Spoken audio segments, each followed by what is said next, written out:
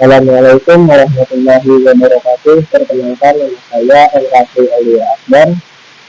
MTN saya 22100574. Di sini saya akan mempresentasikan materi yang berjudul Bahasa Sumber dan Analisis Leksikal dalam Dunia Programmer.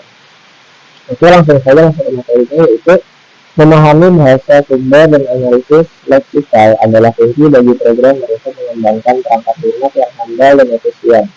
Dalam dunia pemrograman, kedua aspek ini saling terkait dan memainkan peran penting dalam proses pengkodean. Lalu pengenalan, definisi dan pentingnya bahasa sumber. Yang pertama, definisi bahasa sumber, yaitu bahasa sumber adalah bahasa pemrograman yang digunakan oleh programmer untuk menulis kode program yang dapat dimengerti oleh komputer. Lalu yang kedua, pentingnya bahasa sumber. Bahasa sumber menjadi jembatan antara pemikiran manusia dan eksekusi mesin, memungkinkan pengembangan perangkat lunak yang kompleks dan fungsional. Lalu jenis-jenis bahasa sumber yang umum digunakan, yang pertama yaitu bahasa prosedural seperti C, Pascal, dan Fortran, fokus pada urutan eksekusi instruksi. Lalu yang kedua, bahasa berorientasi objek seperti Java, C++, dan Python, berfokus pada objek, kelas, dan inheritance. Lalu bahasa fungsional seperti Lisp, Haskell, dan Erlang, berfokus pada fungsi matematika murni. Selanjutnya yaitu karakteristik bahasa sumber yang ideal.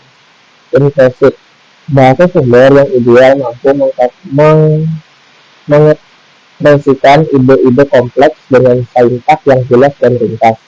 Lalu portable, dapat dijalankan di berbagai platform dan sistem operasi tanpa perubahan kode. Lalu efisien, memungkinkan penggunaan sumber daya hardware secara optimal. Dan yang terakhir yaitu mudah dipelajari, memiliki kurva pembelajaran yang curam agar programmer dapat cepat menguasainya. Definisi dan tujuan analisis leksikal. Yang pertama yaitu definisi analisis leksikal adalah proses mengidentifikasi dan mengklarifikasikan elemen-elemen terkecil dalam bahasa sumber yaitu token. Yang kedua, tujuan analisis leksikal, mempersiapkan input bahasa sumber agar dapat diproses lebih lanjut oleh compiler atau interpreter. Lalu pola-pola leksikal dalam bahasa sumber, yaitu pertama kata kunci. Token-token khusus yang memiliki makna tertentu dalam bahasa sumber seperti if, while, dan class. Lalu identifier, nama-nama variabel, fungsi, dan objek yang didefinisikan oleh programmer. Lalu yang terakhir yaitu konstanta, nilai-nilai tetap yang digunakan dalam program seperti angka dan string. Selanjutnya, peran analisis leksikal dalam pengembangan perangkat lunak. Ini terdapat ada 3. Yang pertama, tokenisasi, mengidentifikasi elemen-elemen terkecil dalam kode sumber. Lalu syntax checking, memastikan kode sumber sesuai dengan aturan tata bahasa. Yang terakhir, optimisasi, menganalisis pola leksikal untuk mengoptimalkan kinerja program. Lalu tantangan dan kendala dalam analisis leksikal. Pertama, ambiguitas leksikal, kemungkinan adanya token yang dapat diklasifikasikan ke dalam lebih dari satu kategori.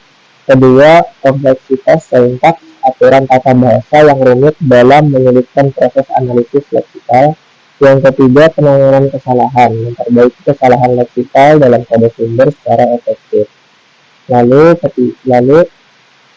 alat-alat bantu analisis leksikal bagi programmer. Yang pertama yaitu lexer, mengidentifikasi dan mengklarifikasikan token dalam bahasa sumber. Yang kedua, parser, menganalisis struktur sintaks dari kode sumber. Dan yang terakhir, sintaks highlighter, menyoroti elemen-elemen bahasa sumber untuk meningkatkan keterbacaan. Jadi kesimpulan dari yang saya jelaskan ini yaitu yang pertama, memahami bahasa sumber, mempelajari dengan seksama sintaks dan aturan tata bahasa dari bahasa sumber yang digunakan. Yang kedua, menggunakan alat bantu, memanfaatkan alat-alat analisis leksikal untuk meningkatkan efisiensi dan keakuratan, mengembangkan kemampuan, terus meningkatkan keterampilan dalam analisis leksikal untuk mengoptimalkan proses pengembangan perangkat lunak. Mungkin itu saja yang dapat saya sampaikan. Assalamualaikum warahmatullahi wabarakatuh.